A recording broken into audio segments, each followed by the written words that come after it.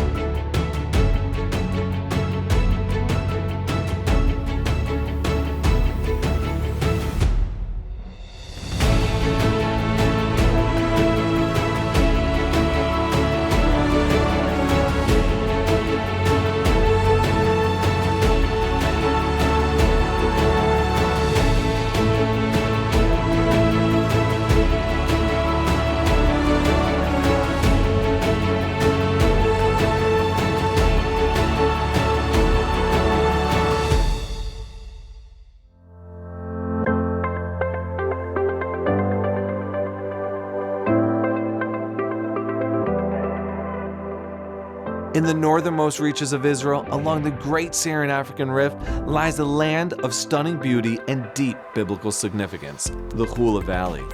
Nestled between the Golan Heights and the Naphtali Mountains, this region has witnessed both ancient civilizations and modern miracles. Once home to the mighty Canaanite city of Chatzor, the Hula Valley was a crossroads of conquest where battles were fought, and today, archaeologists continue to uncover its secrets. But the Hula Valley is not just a relic of the past. It is a story of transformation. Once a vast swamp, it has been reborn into a thriving agricultural hub, a sanctuary for wildlife, and a home to pioneering communities that continue to shape the land.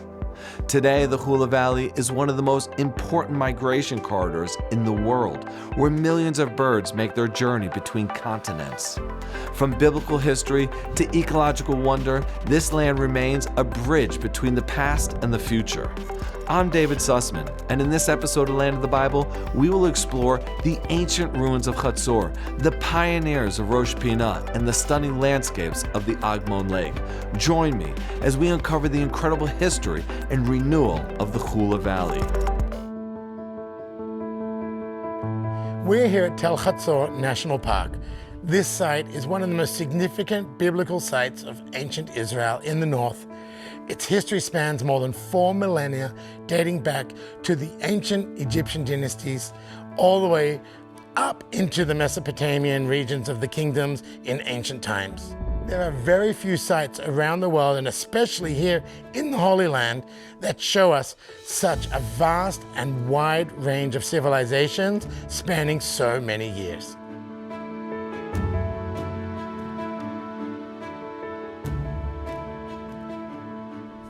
The story of the Hula Valley and its formation is one that dates back more than 250,000 years ago. You see, Tel Hazor itself sits on a very unique plateau called the Korazim Heights. And on this, we also had volcanoes, which are no longer working or flowing, but the flow of lava which turned into basalt is part of the creation of the Hula Valley itself. Because you see, where we are is about 70 meters above the Hula Valley, which is approximately 250 feet. And it is this geographic location that provides such an amazing location for building the city of Chatzor in ancient times, and that continues till today. The Chatzor stream, which sits just at the edge of the park, is the major source of water for this city. The water system here is an amazing feat of ancient engineering. You go down almost 60 meters, around 200 feet, to reach the natural aquifer under the rocks. We know that it was dated to the 9th century. This was the period of King Ahab. The ancient kings of Israel in the First Temple period were the ones that helped build most of this city. The ancient source of water itself was tapped into by King Ahab, who used it to supply the city with fresh water. over all of the millennia, and all of the people that resided and inhabited this place The same source of water exists today and even fills the aquifer that provided the main source of water for the city for more than 4 millennia.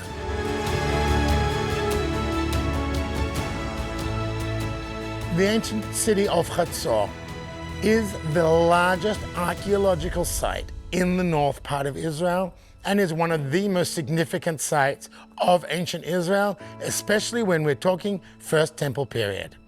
The ancient kings of Israel, Jeroboam, Ahab, Jeroboam II, and even going back to Solomon, all had control of this city.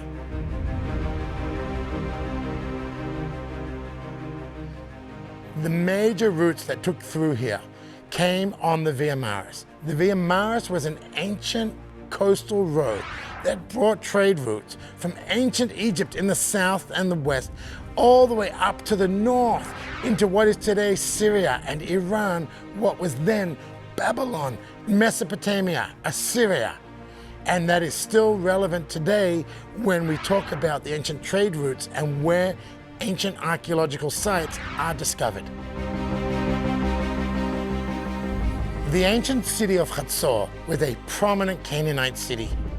In fact, it was so large that it had an upper city and a lower city. The upper city we call the Acropolis. The city itself was well over 200 acres, with 1/8 of that being just the upper city. The very first mention of this city, Chatzor, in the Bible, we read about in the book of Joshua in chapter 11, mentioning the conquering of this city. What's unique about the conquering of Chatzor with the times of Joshua and ancient Israelites was that this was the only city to be completely destroyed by Joshua and all the inhabitants killed. We do not see this anywhere else throughout the entire story of Joshua and the Israelites conquering the Holy Land. We then continue on with the ancient city of Chatzor being mentioned again in the Bible, this time in the first book of Kings in chapter 9, when we read about King Solomon and the 3 biblical tales of Chatzor, Megiddo, and Gezer. King Solomon levied taxes not just to build these cities and fortify them, but also to build the palace, to build the first temple. We read more about this city after the split of the unified kingdom, where Judea and Israel are split. In fact, most of the archaeological finds we have found here in this city are more from Ahab and Jeroboam than they are from Solomon. The civilization that lived here during Jeroboam and Ahab and Jeroboam II continued to survive right up until the 8th century, when the Assyrians came through the northern kingdom of Israel and destroyed and dispersed the 10 tribes. That is not the end of the story of Chatzor, but it is the end of the Israelite period of Chatzor. After the Assyrian destruction of Chatzor, we have a small gap where nobody lived here. Then we have the Babylonians. Following the Babylonians, we had the Persians. Then we had the Greeks. Then we had the Maccabees. Then we had the Romans, continuing all the way through to the Byzantine period, when Constantine makes Christianity a legal religion. Another unique discovery brings us back to the 3rd millennia BCE to ancient Egyptian dynasties in the execration texts, which mention Chatzor. But it doesn't end there, because there's not just one, but 2 special finds. First, the execration text, but second, the El Amana letters, like emails between cities, vassal states of ancient Egypt. The El Amana letters date to a different period altogether, and this is in the middle of the 2nd millennia BCE. So now we have 2 non-biblical sources referring to Chatzor, mentioning to us the existence of this ancient city.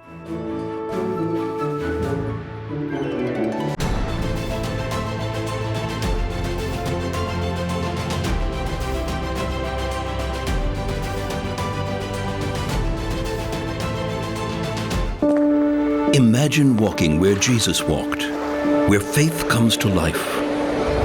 Feel the Bible story unfold around you, from the green Galilee to Jerusalem's ancient streets. Experience the serene and welcoming land of the Bible, where miracles happen. Put your heart where His footsteps are. Visit Israel.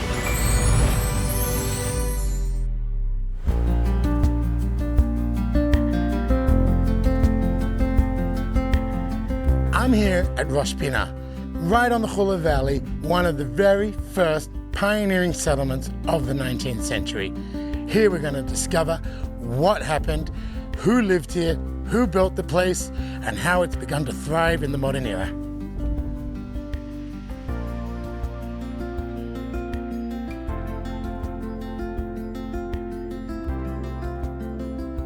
One of the first things that is constructed when Jews build new communities is the synagogue, the Beit Knesset. Right behind me is the original 19th century synagogue that was built when this place started.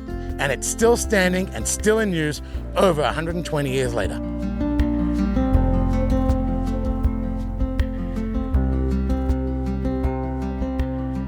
The original city of Rosh Pina was established in 1878 and was called Gei Oni.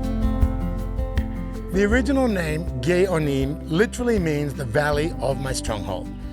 However, this original settlement didn't last, clearly wasn't strong enough. However, just 5 years later, in 1882, they tried again. This time, they called it Rosh Pina. They took the name from Psalms 118, where the stones that the builders rejected became the cornerstone, the Rosh Pina.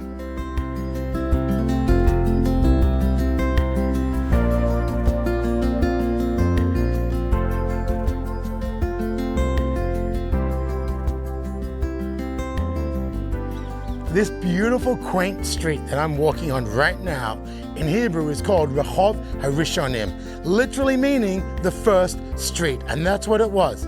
This was built in 1882 and literally was the first street in this place. I mean, look at this, country living in the hillsides of the Hula Valley. It's amazing. How beautiful is this? Basalt staircases, firewood chopped and ready to go. This, for me personally, is country living at its best. Quiet, peaceful. The Arabs and the Jews got on together. Remember, guys, we're talking about the 1880s, the 19th century. Things weren't as political as they are today, and that is one of the most unique things that make this place so special, was that they got on so well with their neighbors. Arabs, Jews, even some Christians, all lived peacefully side by side.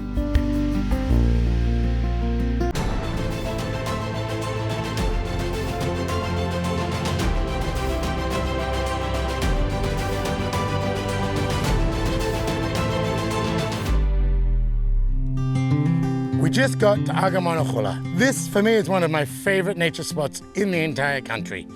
This is a place that brings together nature, tourism, development, modernity, and of course, right here in the ancient valley of the Hula Valley. Let's go explore and see what we see here today. I'm excited to show you everything. Let's go. Here in the brand new visitor center that opened just last year, we have this awesome 3D model of the entire area of the Agamon Hula.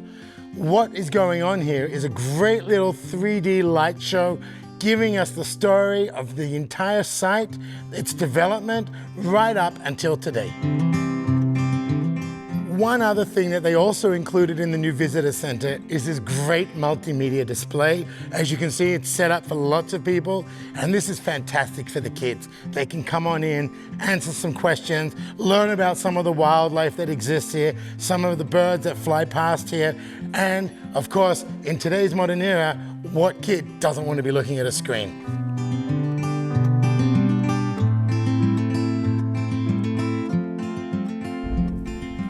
I am now standing on the original canal of the banks of the Jordan.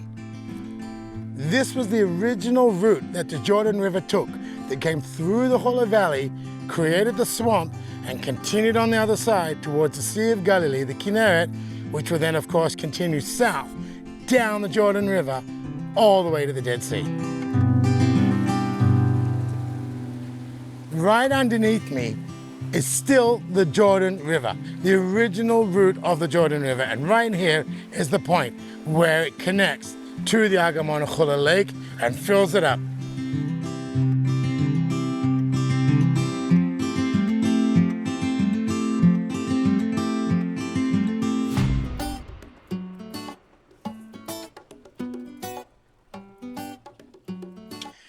One of the really special spots about this place, now of course there's a lot of special spots, but this one in particular is really, really nice. It's a nice little quiet corner of the entire valley of a botanical garden.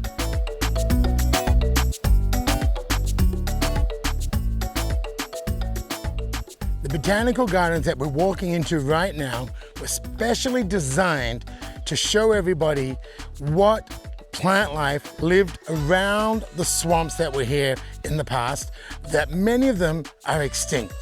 One of the most important ones that was here plentiful was the papyrus reed, which we can see all around the botanical gardens. Another one that they brought back was the water lily, which sits right here on top of the water next to us as we cross this bridge.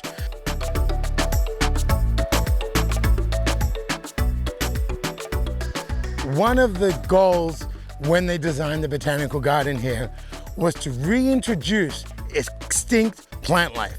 There are over 100 different types of plant life that were purposely replanted in this little corner to really give people the experience of what it was like when this land was all swampland.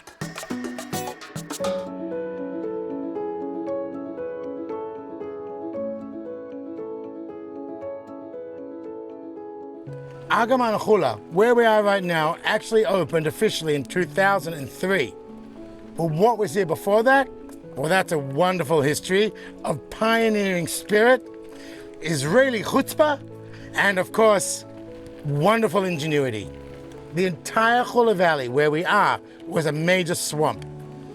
The early state of Israel, in its goal to develop the land, to create an agricultural community, to grow their own food, needed space. One of the most fertile parts of the country is right here in the Hula Valley. So they started to drain the swamp. It was a massive, massive undertaking in the 1950s. They found the time and the money to drain the swamp and create all of this agricultural ground. What ended up happening was the Sea of Galilee, the Kinneret itself, started to grow algae that was never there before. What that meant was that something was wrong, and at first they didn't know what it was. Then they researched and they realized that the swampland was actually being a filter for the water from the Jordan into the Kinneret. So they decided to fix it, and they redug canals to redivert the water. They reflooded some of the area, and of course, after a few years, the Kinneret, the Sea of Galilee, returned to its freshwater state. The algae had disappeared, and they had resolved one of the biggest problems of the time. That created the beautiful Kinneret waters that we still drink today. The side benefit created this wonderful natural reserve for wildlife and also for the flora. This continued to show how important it is to look after the nature that we have, the very limited water supply, and how important it is to keep up with preserving these sites. Because the second largest bird migration in the entire planet is right here between Africa and Europe. And we, right here, are smack bang in the middle of it.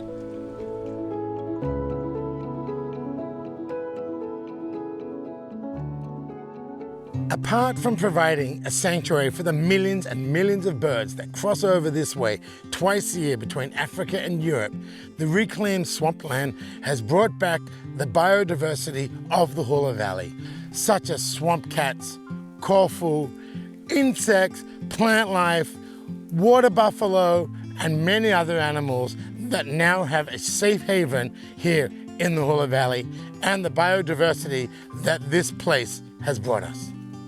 The best time of the year to visit Agamon Hula is between October, November, right up until about March, April. This is when, number one, you're gonna get better temperatures. Number two, you're gonna get a part of that migration. And number three, you're going to get much more wildlife that you can experience and enjoy.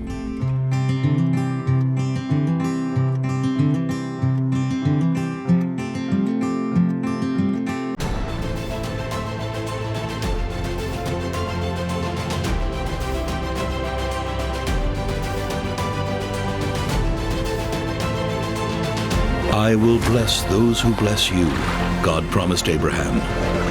Embrace this covenant by connecting with the people of Israel. From Jerusalem's stones to Galilee's shores, experience living faith through their traditions and hospitality. Your journey is more than visiting biblical sites. It's about hearts that welcome your friendship. Your presence matters. Discover Israel.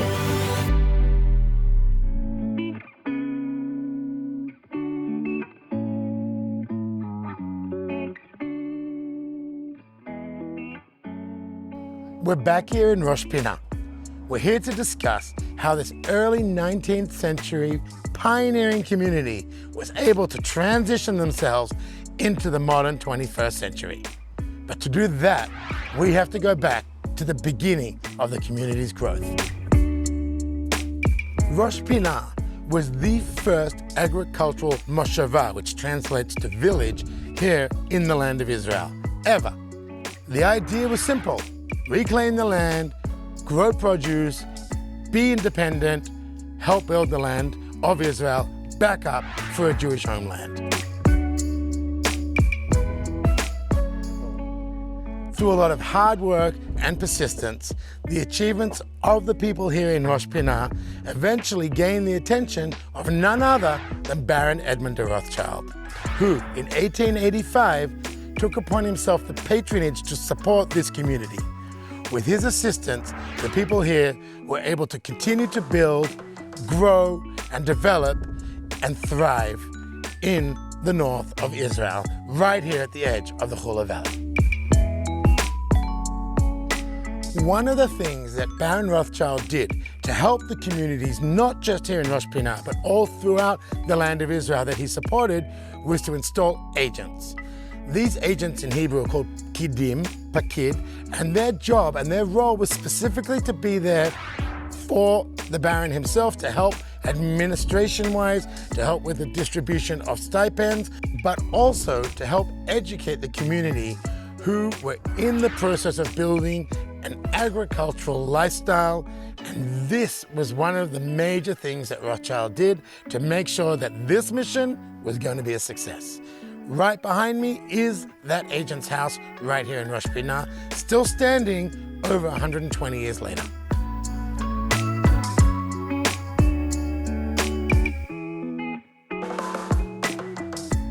What originally started as just a couple dozen families from mainly Romania and also Russia slowly grew.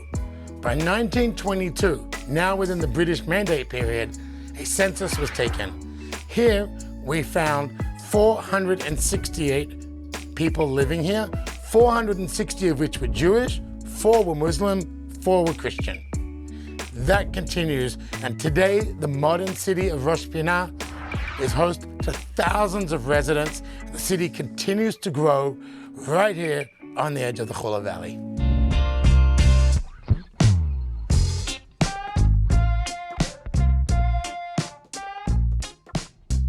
Walk with me as we explore the new city here at the edge of the Hula Valley.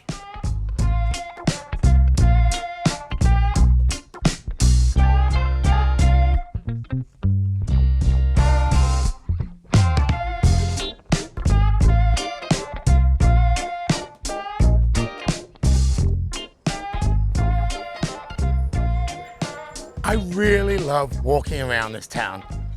Even though we're in the modern period, the city decided to keep the architectural style of the 19th century.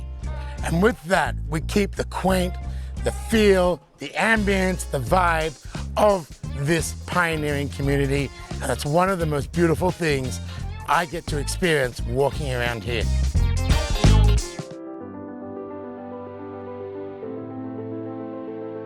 Join us next time on Land of the Bible as we explore Timna Park, located in the southern region of the Arava Valley and just north of Eilat, with its dramatic landscapes, incredible archaeology, and exciting activities.